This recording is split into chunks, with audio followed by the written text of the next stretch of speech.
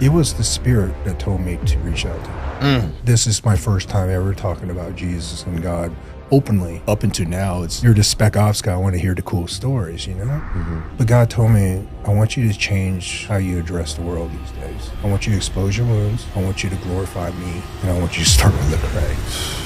If anybody's played Call of Duty Modern Warfare, my next guest was the most downloaded character on the game. Special Ops, Green Beret, worked with the CIA. The list goes on and on. We were going after the #1 bad guys, the worst human beings, guys behind the planning, the funding of the 9/11 attacks around the country, dictators and tribal leaders that execute their people. The worst. Russian roulette.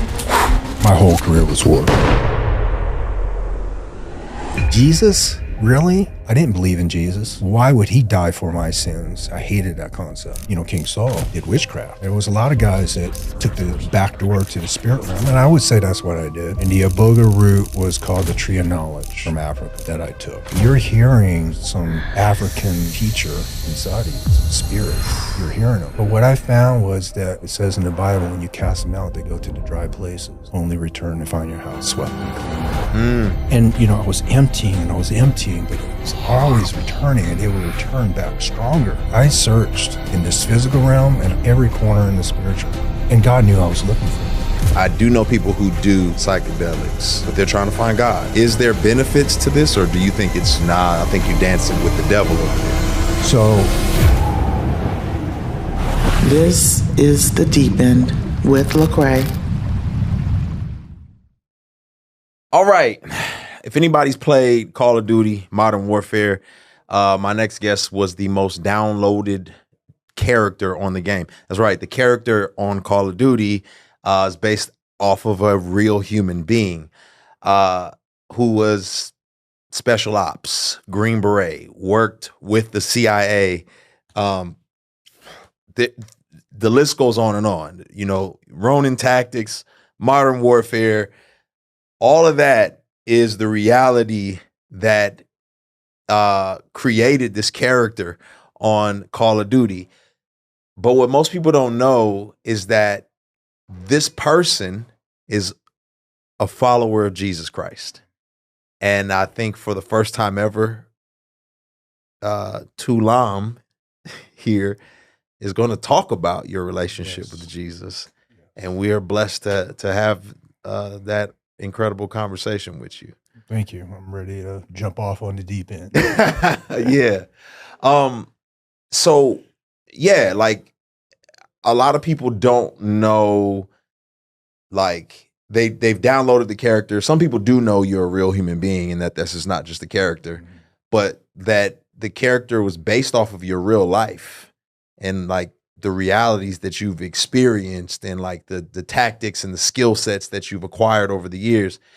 And when I meet people like yourself who like, you know, have experienced a lot, there's a story bigger than what we understand behind the person. So it's like no one is just Special Ops, Green Beret, really gifted at all these tactics, you know, called upon to, you know, do all of the things you've done without some kind of way becoming that type of individual. And so I just want to take it back just a little bit. Like, you know, where are you from? Where were you born? What was life like for you growing up to become the person that you've become today?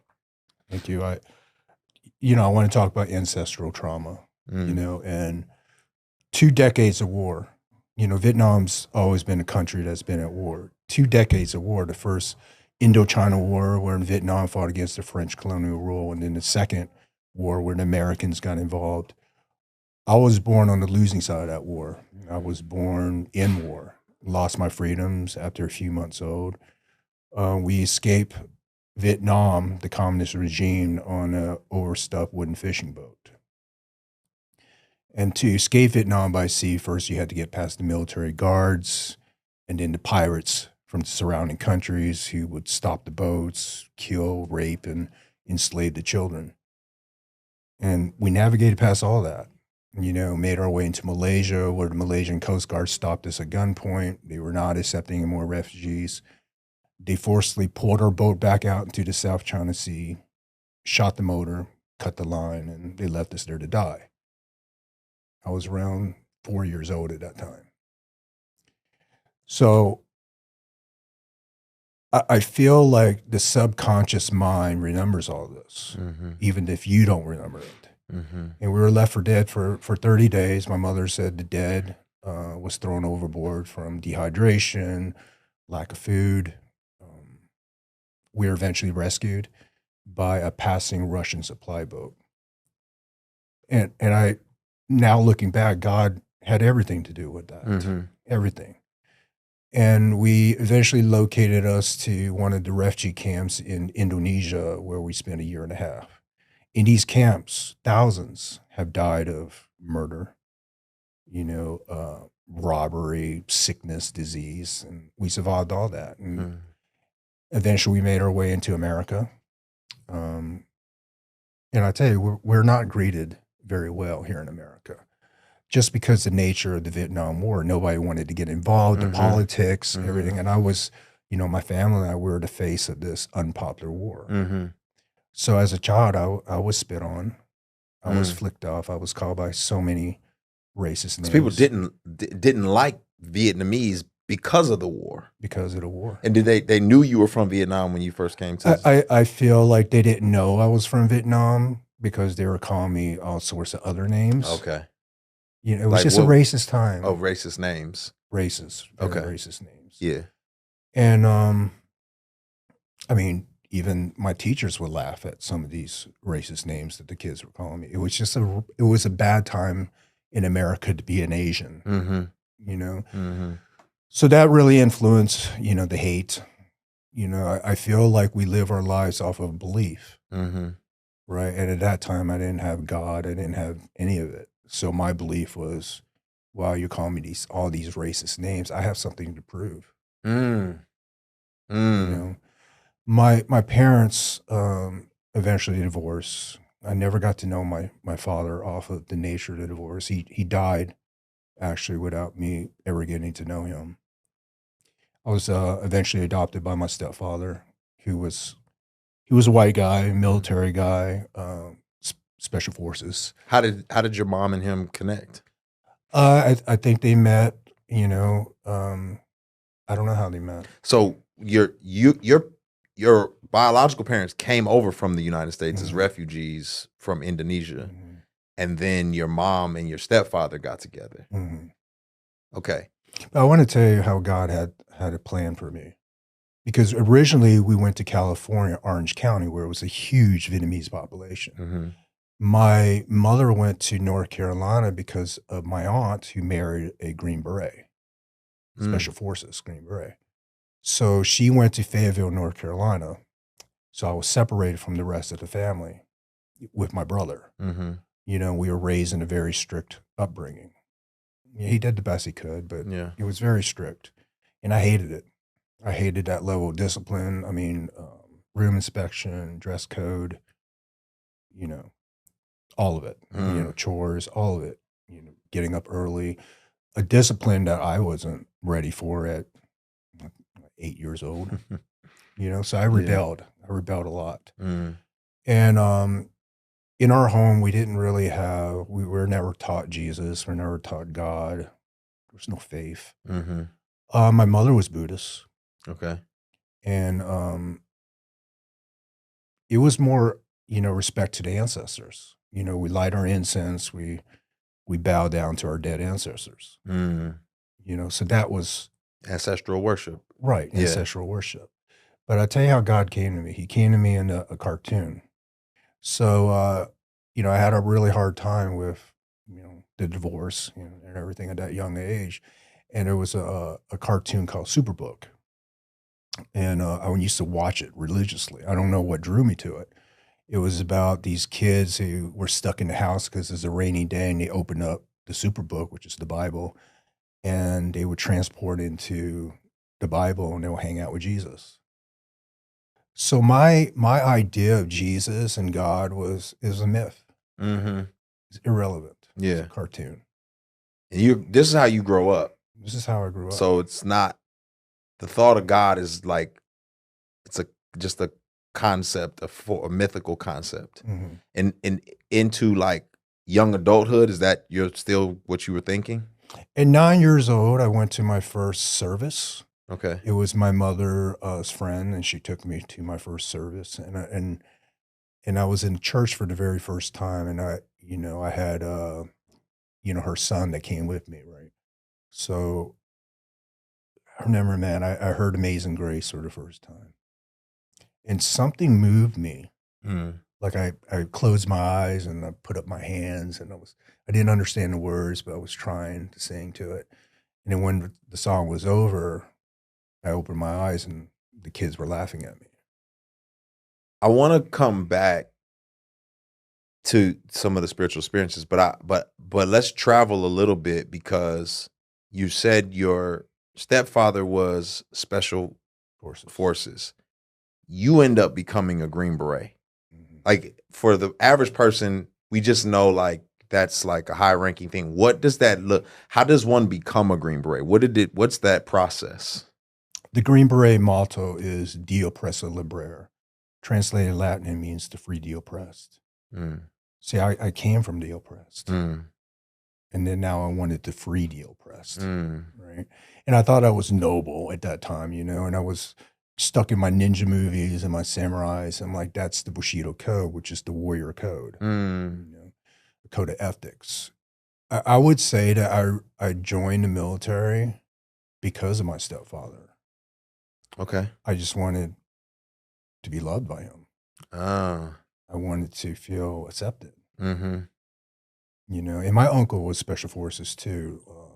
He fought in the Vietnam War, got stabbed by SKS Bennett, lived. He's Mm-hmm. American, a white guy. And, I was raised around in Fayetteville, right outside of Fort Bragg, which is the training ground of the special forces. Okay.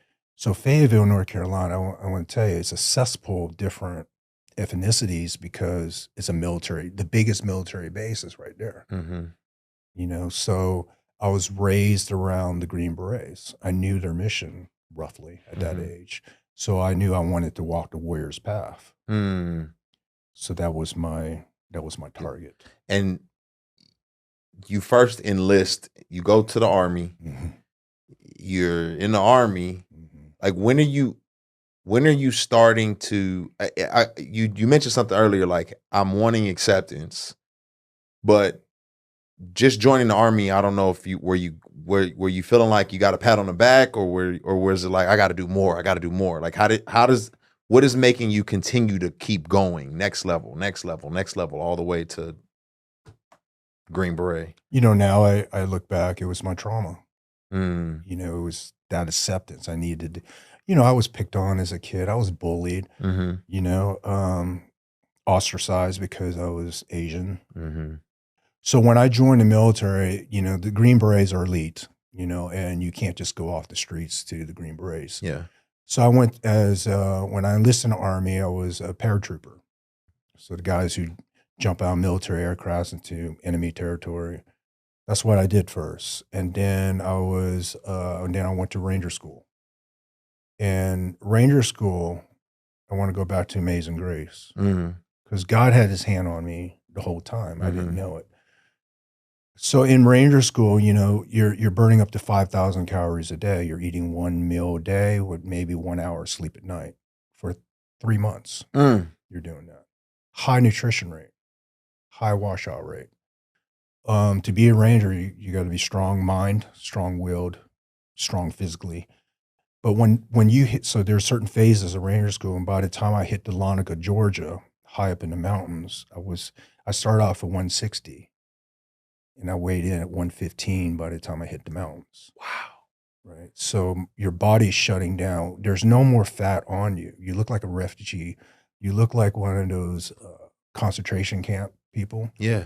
Because now your body's eating away your muscles. And there was a church service that they offer every Sunday. And I didn't go for church service for God. I went just to get away from all that torture and training. It was a 30-minute church service. And I remember on high up in the mountains, man, I was humbled, broken.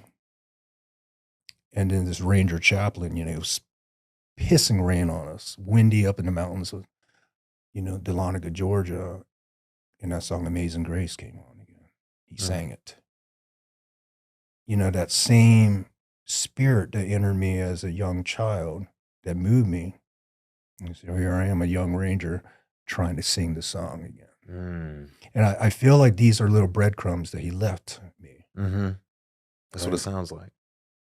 And then when I graduated Ranger School, we started off with 400 students and graduated with less than 100.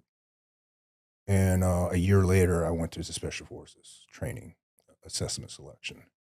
There's no church service in Special Forces. In fact, on Sunday, they're still trying to break you. Right? You're carrying up. So each person is carrying up to close to 100 pounds on their back. We have what's called Team Week, which is equivalent to the Navy SEALs Hell Week. And that's when guys wash out. Just quit. I finished with a stress fracture. Wow. It's very hard training. Are you at this point in time, like you put weight back on in order to do this? Yes. Okay. So the brokenness you were experiencing at Ranger School made God palatable. Like, all right, maybe it's like you said, a breadcrumb, but now you're in special ops. What are you trying to hold? Like, what is keeping you motivated? Like, how are you making it through this? Acceptance. Wanting to be accepted. Yeah, even our country denied me.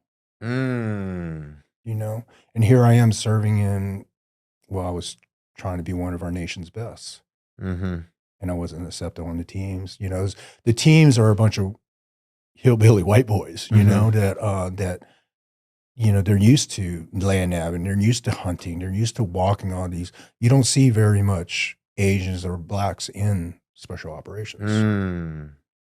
So I felt the racism there. Okay. So that kept me going, the acceptance and everything else. I graduated Special Forces assessment selection, and then they pushed me into the year pipeline of training. So, you have to learn unconventional warfare. You have to learn. You have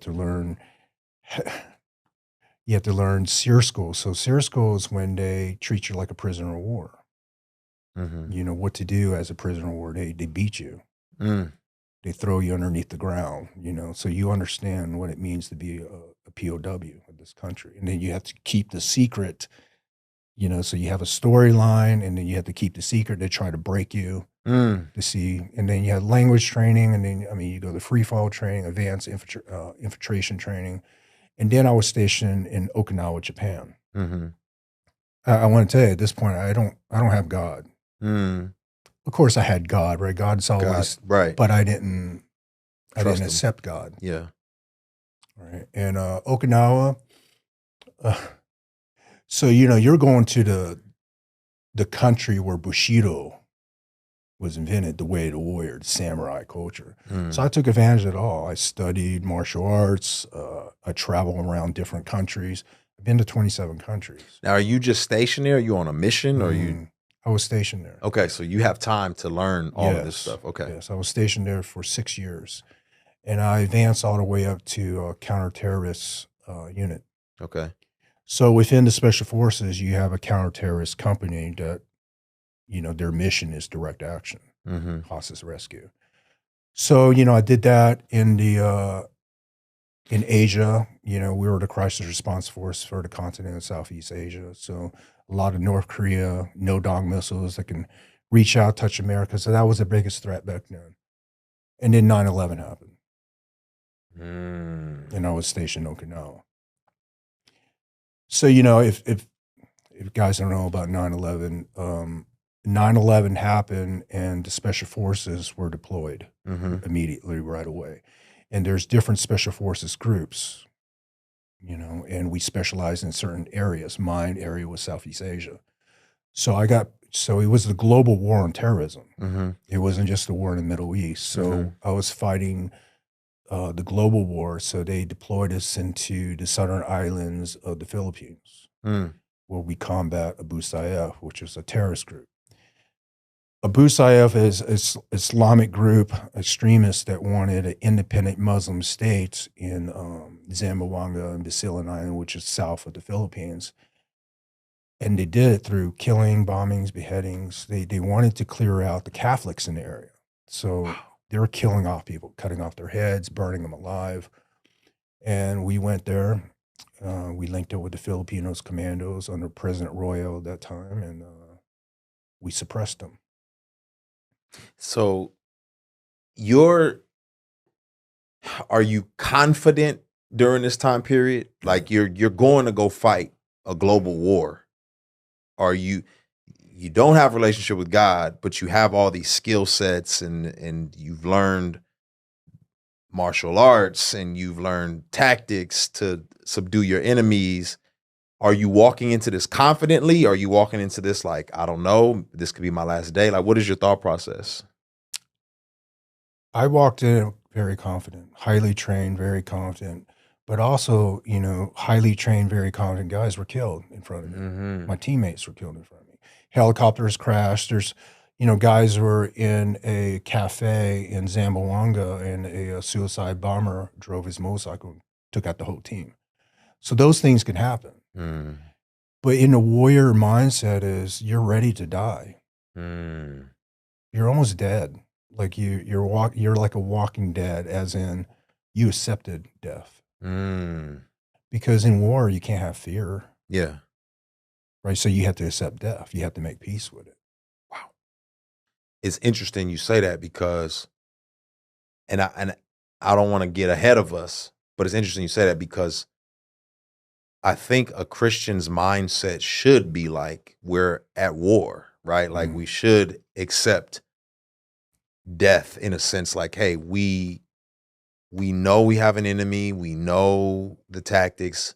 We know crucifixion is coming, but we know we win on the other end, which should give you an advantage. But you're not walking through this with a confidence in Jesus. You're walking through this with a confidence in self. Russian roulette.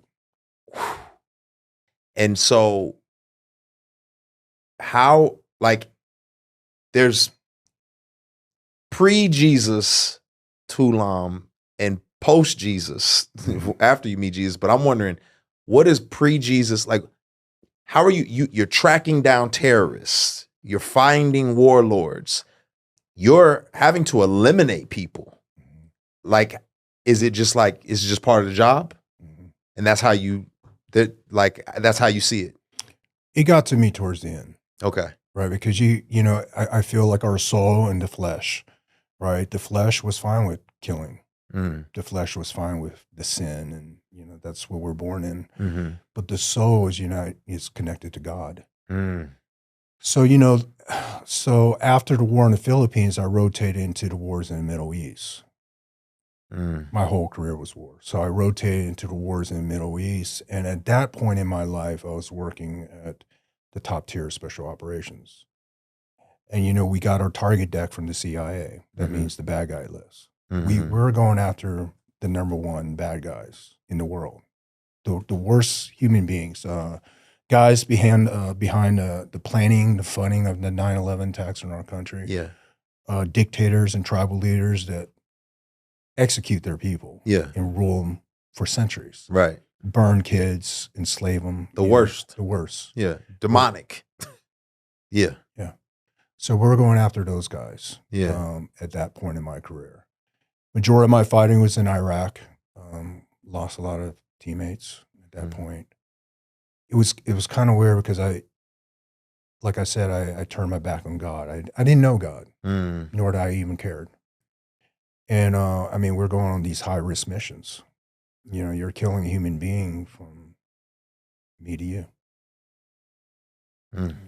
You're seeing it. And you're seeing the aftermath of killing those human beings because they are a son of a mother, right? So you're seeing their mother crying over, and at that point, I didn't really care, But God came to me again. Every one of the death of my teammates, it's tradition in the special forces to play Amazing Grace. It was Irish bagpipes, they would play it. Yeah. So he came to me again. One of my teammates' funeral, our country was praising God for dead veterans. They had these signs. They said, "Thank God for dead veterans." They're spitting on us, and it was because of politics. There was a politics in the military, and they didn't agree with it, and they turned it. It was a Christian extremist group. Yeah. And they would they would show up to every funeral, and they'll spit through the fence, and they'll flick us off, and they have these signs, and thank God for dead soldiers. Wow. And they'll write the name of my teammates, say he's going to hell. So, I saw that, and something kind of switched in me. Yeah. Hate. Yeah, I can imagine. So the hate, here we are, fighting for their freedoms. Mm-hmm. Right? Fighting so the war won't come to our country. Mm-hmm. Right? You seen kids get beheaded. I mean, kids' head on a stake as territorial grounds. What's that do to a human being's soul? Mm-hmm. So my heart was hardened. Yeah, I look at, as I'm listening to you, I think about the life of David. And I think about, Saul's killed his thousands, but David's killed his tens of thousands, right? And just looking at how much hardship and death he was surrounded by in war, and having to do away with evil people, right? Like God would rise up Israel to eliminate evil nations. So you're in many ways doing that work. And I think when you read the Bible, you think, oh, well, good. I guess, it didn't have any effect because they were terrible people. But then you keep going, and David is like a broken person. Like his soul is in turmoil a lot of times. Is this, like, even though you're doing righteous work, or does this come back to get you? At that point, okay. No. Okay. At that point, I just wanted to kill as many of them as I could. Possible. Wow. But I also think that was my childhood trauma, because I was bullied, right? And I wanted to go against the bullies of the world. That was, and I feel like that was God's hand, because I came from the oppressed. Yeah. Like I was born in it, and here I am fighting against it. The oppression, the tribal leaders, and the people that seek to take. So at that point in my life, I was fine with it. Okay. Does that take hardening yourself? Like, does that training prepare you for that? Is it childhood trauma? What are there consistencies in the type of person that can be hardened for that? Or do you think that's just human? Okay. So, statistically, in World War II, they had these huge bullseye targets that the soldiers are shooting at. And then when they met the Germans on the front line, they were actually shooting over their heads, because they could not breach the gap between a bullseye target and a human being. In my level of training, we had faces on our targets. So they're desensitizing ourselves to killing. Right? Yeah. So to me, it didn't matter. Okay. Right? Because yes, we trained. We trained all the time, and we trained, shooting threats underneath night vision, lasers. I mean, we're over and over to a point where it's like picking up that drink. Yeah. It's that natural. Yeah. Yeah. I went to Kuwait to do an event, and they let me use a simulator and like a shooting simulator and some other things. And it was like a video game, right? And I'm eliminating targets left and right, bam, bam, bam. And I was like, they were like, man, you're a good shot, man. And I said, yeah, it's crazy. It's probably much different though with a real human being. And they were like, nope, it's not. And I was like, wow, like that's the training is like, hey, you have to separate those. So, and it makes sense, I guess, like what you're saying, like you're not thinking about your conscience or any of those things. You're just, this is the mission, and I keep going. But you've talked about the effects of it, maybe not the spiritual effects, but you've talked about some of the physical effects and like where this led to. You know, you're a child of war. Like, this is some spiritual stuff that's happening historically in your life. Then you're engaged in war, and it would seem like I'm doing the right thing, but then there's also a war happening in your soul that you're not even engaging in until down the line. So what begins to happen? Like, how does this like start deteriorating? It wasn't until I went into the Horn of Africa. So after I left the wars in the Middle East, I was fighting Baha Iram, which is a Qaeda affiliated group in Northern Africa. And they would they'll kill wildlife to fund their terrorist training camps. So we were there to stop them from doing that. But along the way, they'll kidnap women and children, and they'll sell them into the human trafficking trade. You're going against 12-year-old kids that are trying to kill you. Now, you know, I want to explain to you, Lecrae, like, these kids had a decision to make at a very young age. As in, they'll put down their parents right in front of them, and they'll give the kid a machete.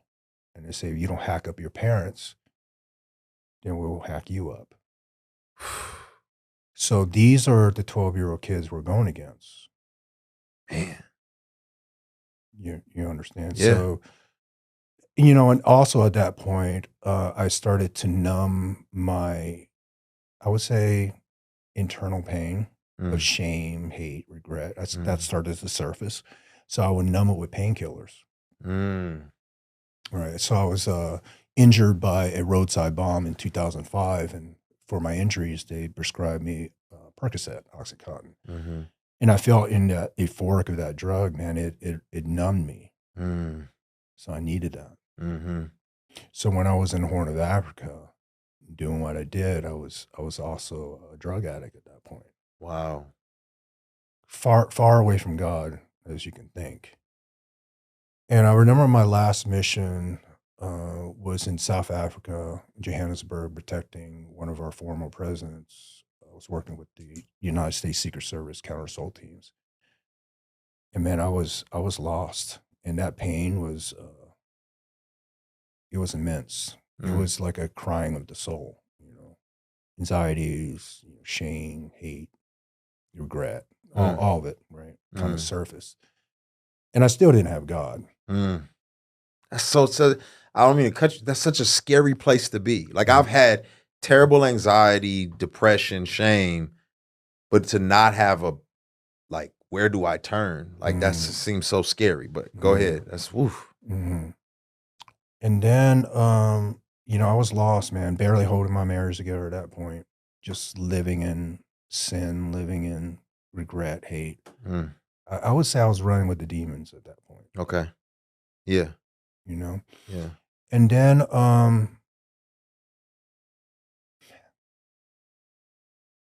I want to tell you this story, you know. So there's a story in the Bible of the Good Shepherd. And he has a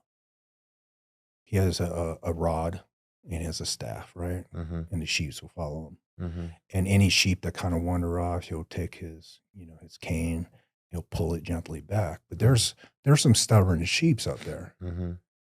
And those stubborn ones that would lead the flock astray, he'll break their leg. And he'll carry them on his shoulder and nurse them back.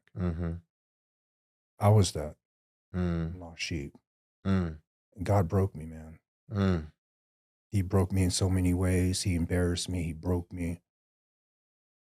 To kill our enemies, you know, we had to employ weapons that were so devastating, anti-tank weapons that just the concussion of that, just us deploying the concussion will rip through your body, just the shock waves, and it will rattle your organs.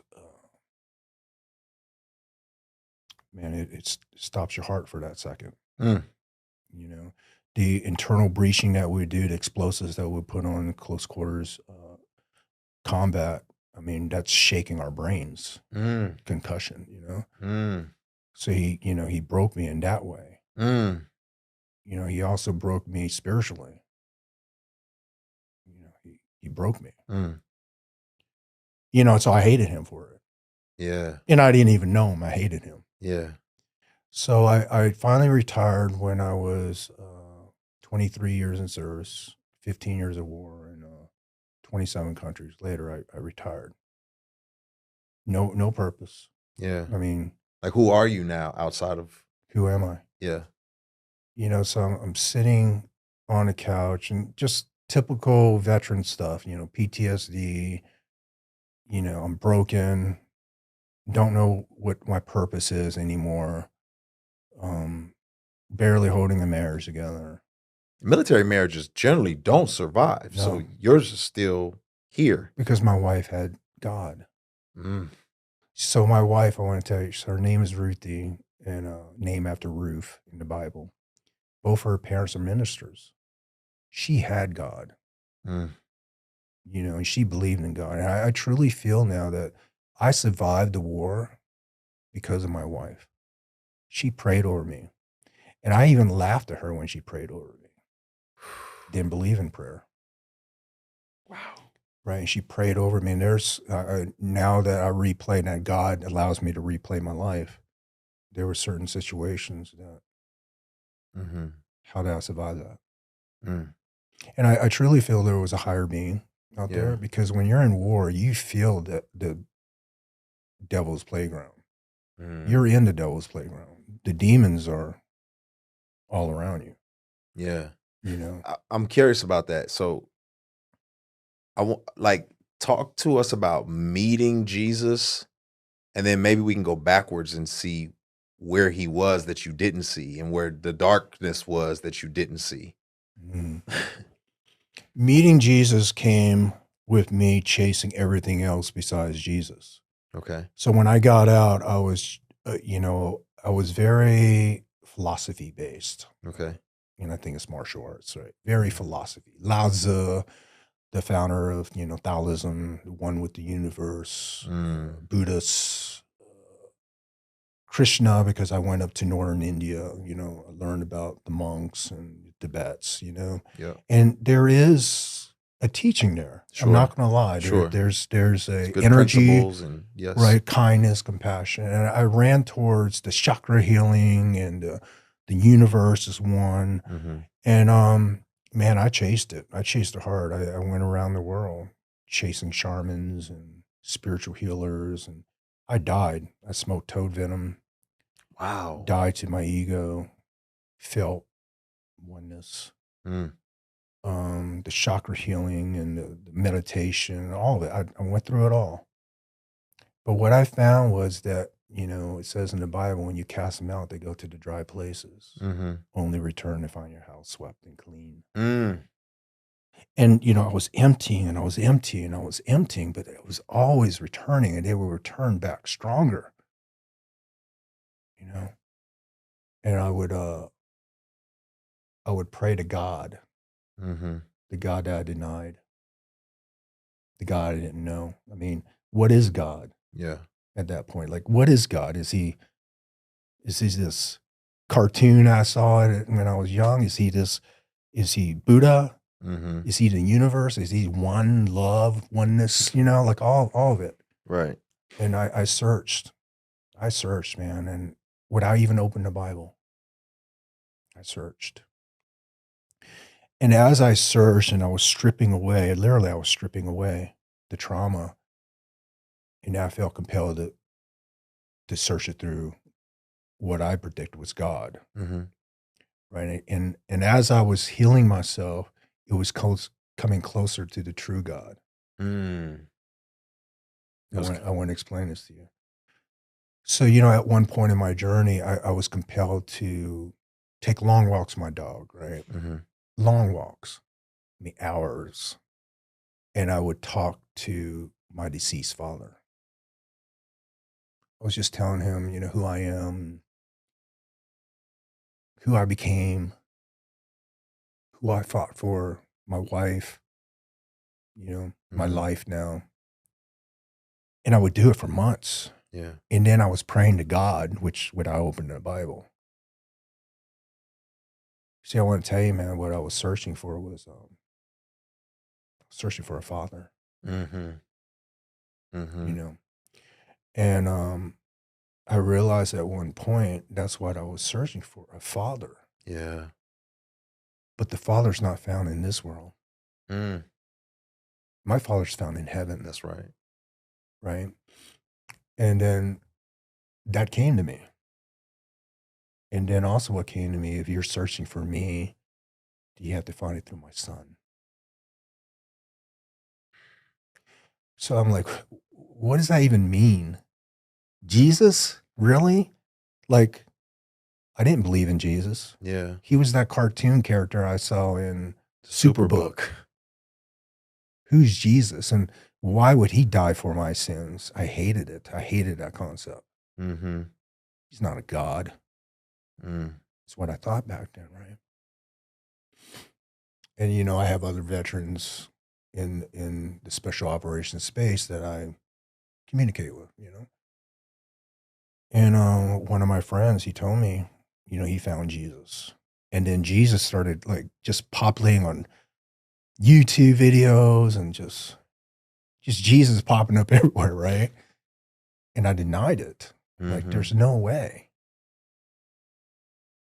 And then one day I leashed up my dog and I was walking, and I didn't feel like talking to my deceased father that day. I spoke to Jesus. Oh, wow.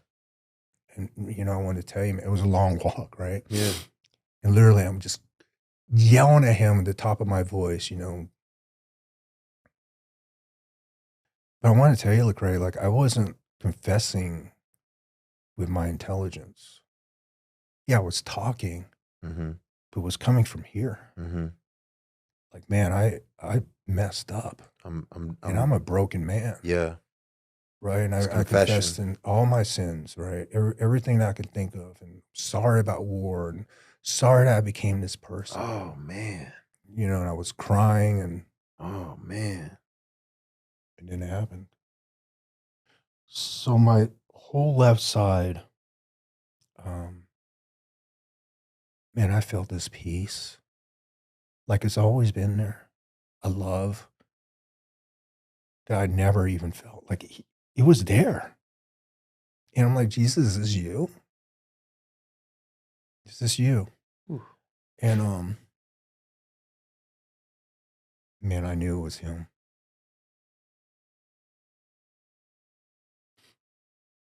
I told him I love him, and I asked him if he can walk the rest of the way home with me, and he did. It was very spiritual what happened, you know. But the next day, I want to tell you, he gave me a gift.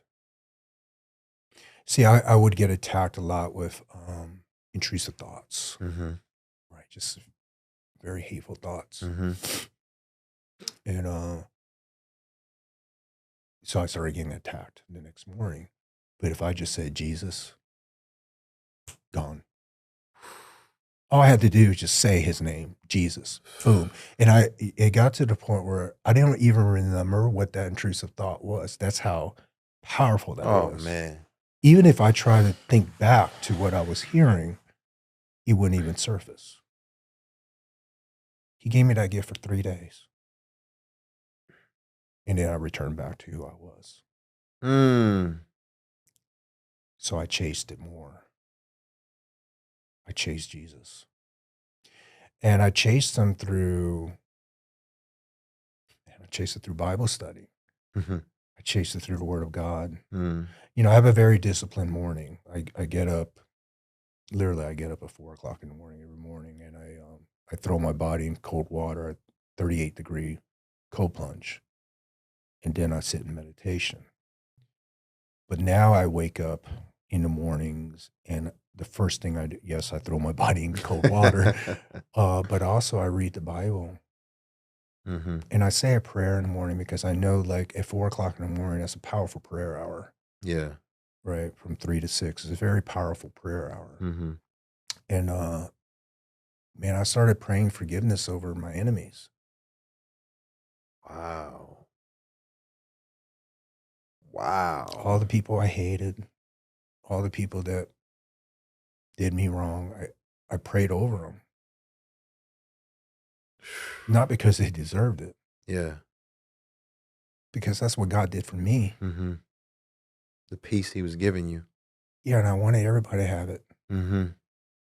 Right. And as I read the Bible more, I started with the Gospel of John, you know, and then I just went down all the Gospels, and then I went to the Old Testament and started reading that, and I would take notes, just like, you know, Special Forces, they're very intelligent guys. Mm-hmm. As in, you know, like if you give us a country, I'll study the country, the demographics, the history, the people, Mm-hmm. you know, the environment, the terrain. I utilize all that intelligence on how to effectively kill the enemy.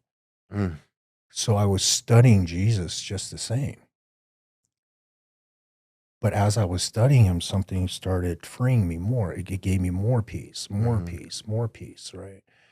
And, you know, I would have my rough days, but instead of running to the things of this world,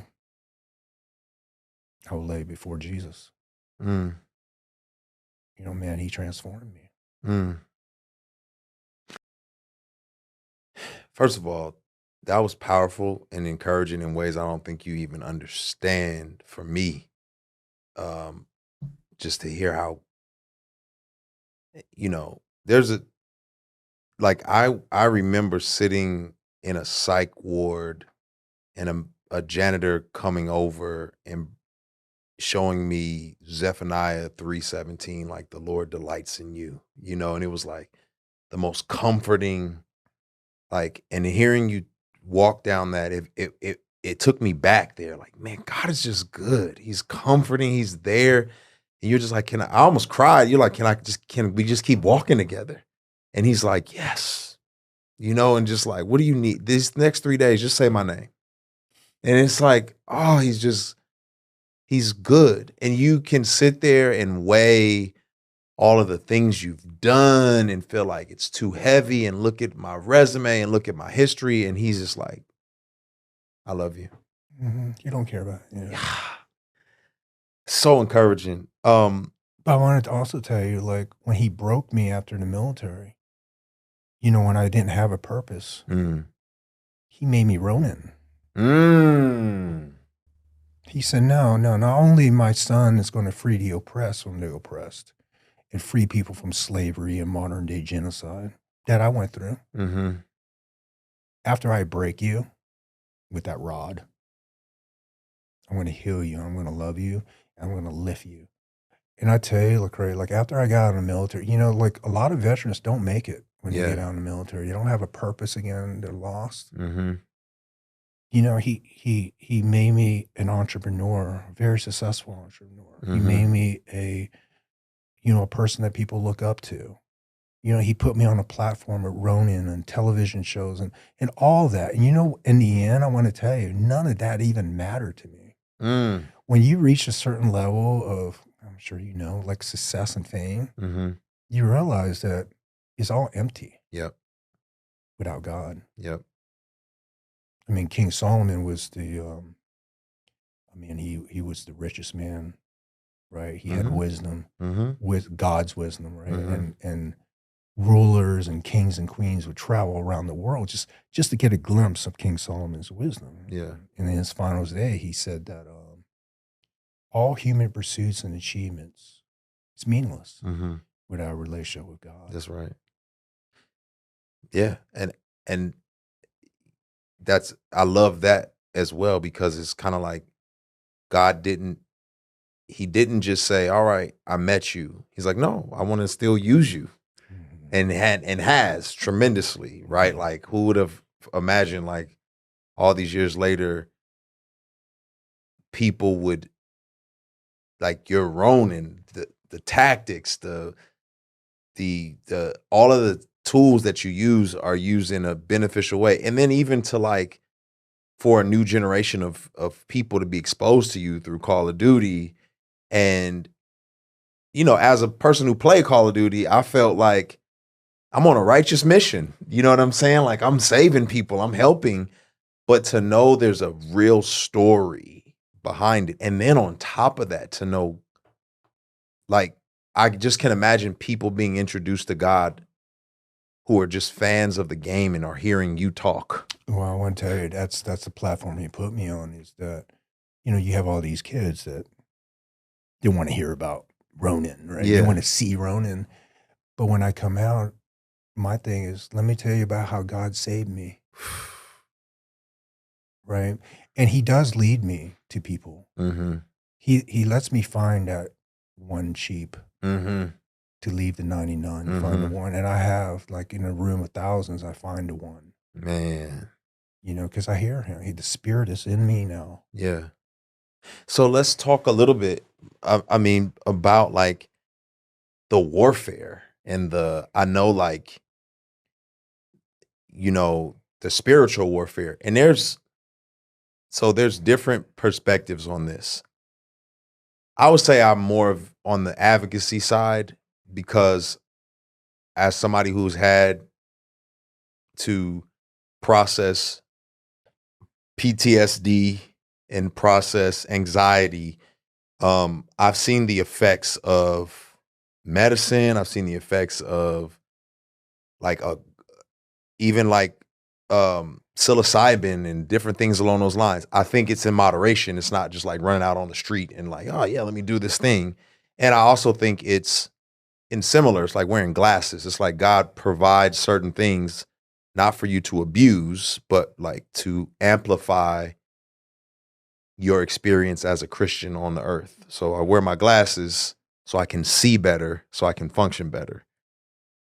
It'd be different if I just wore them just for my own selfish whatever, like if they had some kind of effect. So I'm curious for you, like, in terms of, I know you have a history of saying like, man, I've had the severe PTSD. I've had to try different things to navigate this, and God met me in those places. But then also there's darkness that's also trying to attack me in these places. And then looking back on what you've went through, the darkness that exists, the demonic powers that we're fighting, God has now opened you up to the spiritual realm. What are you seeing that you didn't see before? Mm-hmm. When I didn't have God, I would search it in psychedelics, shaman, spiritual healing. I mean, light and incense, all of it, right? Sages and these. And when I want to tell you, man, it's like some of these practices. So there was the iboga root from Africa that I took. And the iboga root was called the tree of knowledge, right? Comes from an ancient tribe. So I want to rewind back to hunter-gatherer days, thousands of years ago. There was these tribesmen that shot this porcupine, right? And they, it was a hunter-gatherer. So it's a village where they would feast on this porcupine. And then they all passed out and saw God. And then the next day they ran to the shaman and say, hey, we saw God. And the shaman say, quickly take me to where they shot the porcupine. So then they took them to where they shot the porcupine, and they realized that this porcupine dug up the root of this ancient tree, the tree of knowledge. Fast forward, I'm in Mexico with this pill form, and they're putting in me. And what it does, it constricts your frontal lobe to your rear lobe. So information gets past frontal lobe, rear lobe. It constricts the blood vessels. So then it has to find an alternate route. And then that's where all the trauma that you had buried, all the memories you don't know, you're going to relive it. You're going to relive it. And I did. I relived it all, right? And 16 hours later, after I came out of that, I mean, you're hearing some African teacher inside of you, some spirit. You're hearing them. And they're playing these tribal music. And well, of course, music. So, the frequencies, right? So they're hitting certain levels of frequency. These are tribal instruments we're hearing. So I'm going back to the ancestors. Now, there is a teaching there. I'm not going to lie, right? And they did remap my brain, but man, it's not God. Right. And, I mean, you hear in the Bible a lot of stories where, King Saul, he did witchcraft, Yeah. right? It was a lot of guys that took the back door to the spirit realm. And I would say that's what I did. But I didn't have God back then. That's right. That's good. Right. So I would go into these spirit places. And I mean, I searched in this physical realm and I searched every corner in the spiritual realm. And God knew I was looking for him. He came and found you. He found me and he met me where I stood. Yeah. And he said, I know you're looking for me. So I'm curious because, and mind you, I haven't taken psychedelics. I do know people who do, but they're trying to find God, which I think is dangerous. But I've also read a book, The Body Keeps the Score. And I guess they use psychedelics, especially for like combat veterans, to do some work there. Is there benefits to this, or do you think it's like nah, I think you're dancing with the devil over there? I mean, you're gonna feel the dark entities. It's not pure enlightenment in the spirit realm, but God knew I was looking for him. I was looking for him through the darkness. Okay. I didn't know what he looked like. Yeah. But he knew I was looking for him. Okay. I would say that, yeah, I got attacked in the spirit realm. When you don't have Jesus, but also on the flip side is if you have Jesus, you're a threat. That's good. So if you have Jesus, one of my friends, Phil Heath, he's Mr. Olympia. He's one of my real good friends. And, he deals with some of his stuff. And he asked me about the psychedelic world, but he has Jesus. And I said, man, if you have Jesus, realize you'll be attacked in that spirit world. Okay, that's good. So, so each person their own journey. So you're asking me, should a veteran go through that space? Man, each person their own journey. I had a lot of trauma that I couldn't reach. Right. But I also feel now with my walk with Jesus and the Holy Spirit is in me that he softens your heart. Yeah. He could have got you there. He could have got me there. Yeah. He could have got you there. His timing, God's timing. Yeah. I've never, I guess I use the word advocate loosely. I shouldn't say advocate. I'm more of like because I'm not someone who's tried it, I'm more like you're kind of saying, each person their own journey. I'm more along the lines of like, if we can identify that it's helpful, maybe, then I'm open to it. But at the same time, I'm also like, I understand the spiritual realm, and I'm definitely not open to like opening up doorways to dark places I don't want to be. There was 2 Navy SEALs that was with me in Mexico. And we took the 5-MeO DMT, which is a toad venom. Right. So toad venom is indigenous toad in in Arizona. They'll piss off this toad. It'll shoot out this poison into glass, right? And then they'll dry the poison and they'll flake it into a crack pipe, and that's what you smoke. It's poison. And it's called ego death. You're going to die to your ego. When I say that, you're going to know what it means to die. It's all inside. You're going to know what it means to die, because one day we will all die. That amount of endorphins is only produced during a moment of death, a moment of birth. Oh, wow. And then, you smoke the toad venom, so you know what it means to die. Yeah. When I was in Mexico doing this treatment, 2 of the Navy guys were crawling across the lawn screaming for their life. And I asked them later on, what did they see? They said, hell. Oh, no. Hell. And one of them was saying they were gripping me and pulling me back into hell.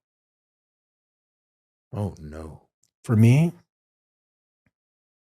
I died and I shot through this white hole, and I felt the universe. See, I feel like God reveals what he wants to reveal.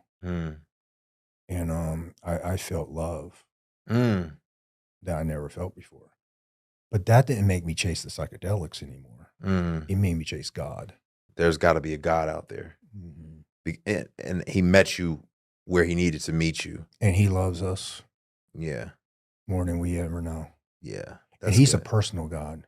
Yeah. You know, out of the whole universe, and the universe is still being constructed, right? This universe is expanding. And out of everything he created, he still is a personal God. He knows me by name. That's good. I got a couple more questions. I'm curious.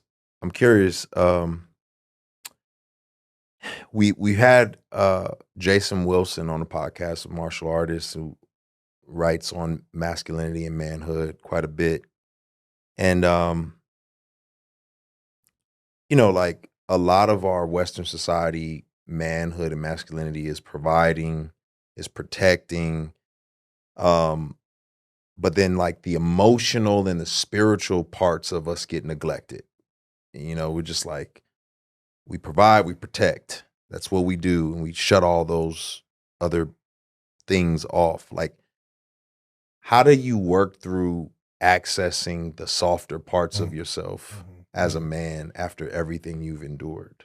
Well, I mean, in society, in today's society is, you know, shut up or I'll give you something to cry about. You know, like keep your emotions suppressed. In the special ops, I mean, you don't express your emotions. You don't cry to another team guy.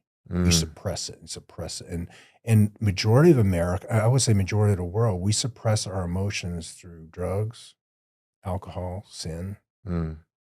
Right? So we have this as men, we have this image of what a man should be: masculine, right? He should be a badass. He should be able to protect. But I also feel now with my walk with Jesus is like, yeah, we should be able to protect. We should have some skill sets and all that. But what is the overall process? Right? The overall process is to guide others to Jesus. That's the biggest lesson in this world is, you know, we live a life before Jesus. He forgives us. We die. Yeah. Reborn into a life after Jesus. Yeah. And we show others how God transformed us.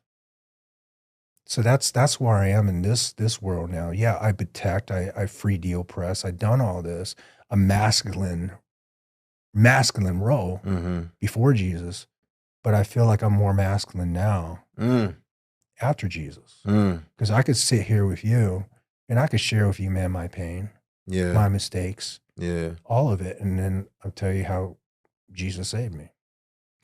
One of the most powerful verses in the Bible is simple, especially for me, similar. Growing up in my family, men don't cry. Just no. And then you look in the Bible, Jesus is the ultimate man, right? Like he is the protector, he's the provider, he's sacrificial, he's loving, he's caring. But then there's one verse that says Jesus wept. And it's like, that should give us permission to cry like Jesus did. But it feels like we just skipped over that and come up with our own ideas. For, you know, we were talking a little bit about like your marriage. You've been married for years now. 25 years. And your wife, I'm curious to know, like, one, military marriages don't generally work. Most of them get divorced. You're saying yours stayed solid because she had God. I'm curious, two things. One, why don't military marriages work? And two, how did your wife feel after you found God? Like, how was she walking with you through the trauma, the PTSD, and then the new relationship with Jesus? I feel like a lot of guys that make it to my level in special operations are very traumatized kids, right? Everybody on the team has bad attitude.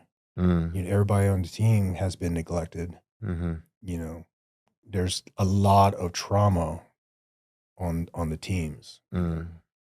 And that's what made them badass, because they had something to prove in this world.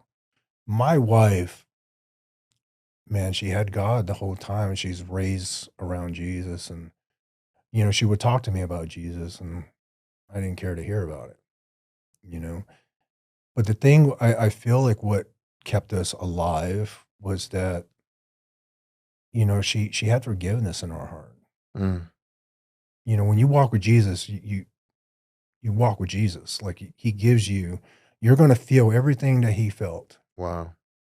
Right. And I tell you, after my walk with Jesus, it was harder. Mm. It's harder because I felt the neglect. I felt the shame that Jesus felt. Now that I'm openly speaking about Jesus, the veteran space, they don't care to hear about Jesus, right? So Rejection. I'm a lot, Yeah. a lot of judgment. Yeah. Even with family that don't have Jesus. Mm. Jesus didn't come down to unite a family. Mm. He came down with the sword, Mm-hmm. right? Mm-hmm. So he did. He came down with a sword, and I could see that divide now. Yeah. But what my wife did for me was she had forgiveness in her heart. She always believed in me, even when I didn't believe in myself. She lifts me up instead of putting me down. So my wife has been my rock through it all, even when I didn't respect her. And I want to tell you, when God broke me after the military, when he broke me physically and mentally, he also showed me that he could take away my wife. See, at that point, my wife's health started having health issues. He put her in a hospital in 4 major surgeries. And I remember sitting in the waiting room going, what, you going to take her away from me too? You took everything else. Right. And God, he spared her. And she's my rock. So it showed me a life like without God and showed me a life with God. Your story is phenomenal. I think you bleed Jesus now. It's like, it's the most encouraging thing.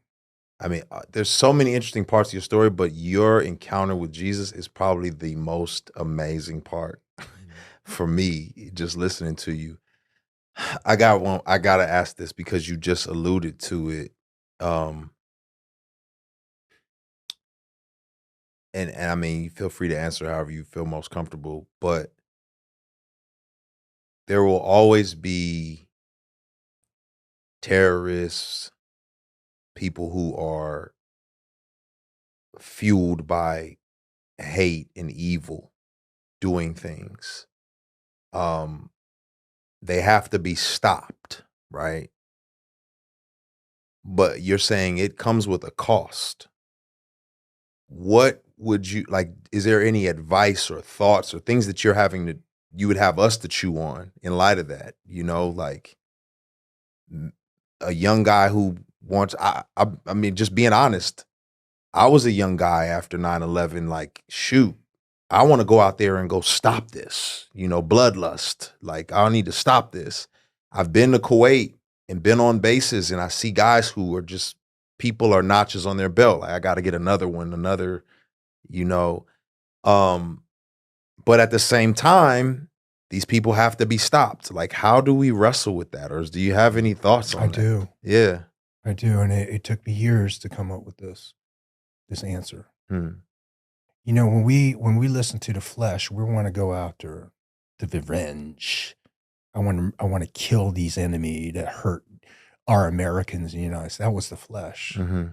See, I put God first in everything now as a warrior. So for the viewers that are looking to join the military or they want to serve, be a police officer, serve, that's going to require them to go on the front line and maybe put down a combatant. You got to put God first. If there were certain warriors in my walk that were Christians, they would pray together before they go out and on these missions, and I would laugh at them. Like, what are they even praying about? There's no such thing as prayer. And they would pray on doing the right thing. Right. They'd stop the enemy. They didn't hesitate, but they had God on their side. And my answer now is, if I'm facing an enemy or a threat, a combatant, and God has put me in this situation to stop that combatant, I put him first. As in I said, you know, I give in to him every morning. I am a humble servant that serves you, God. And I'm a warrior in this lifetime. So what do you have me do? That's good. So these enemies that burn humans alive, do you want me to stop them with my sword? Because I will. And I'll die doing it. Because I love God. See, when you have God, he'll direct you. Yeah. That's really good. That's powerful. Protecting the sanctity of human life, but at the same time, it's about God. It's not about just trying to destroy people. We all serve him. Yeah. I can't thank you enough, too. Like, this is powerful. I want to tell you one last thing. Yeah. It was the Spirit that told me to reach out to you.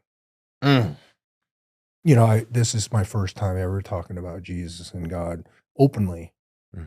You know, it's up until now, you're the spec ops guy. I want to hear the cool stories, you know, which I have. But God told me, I want you to change how you address the world these days. I want you to expose your wounds. I want you to glorify me. And I want you to start with Lecrae. So that's why I reached out to you. Thank you, Lord. Because it has blessed me tremendously. Like on a personal level. And I really do appreciate you. You know, I'm sure many others will feel the same way. So I'm honored. Thank you. Yeah. Thank you. I gotta go to Colorado and learn some Bushido or something now. That's right. Get some martial arts training. That's right. Thank you again, brother. I mean, it means the world. This is great. Arigato.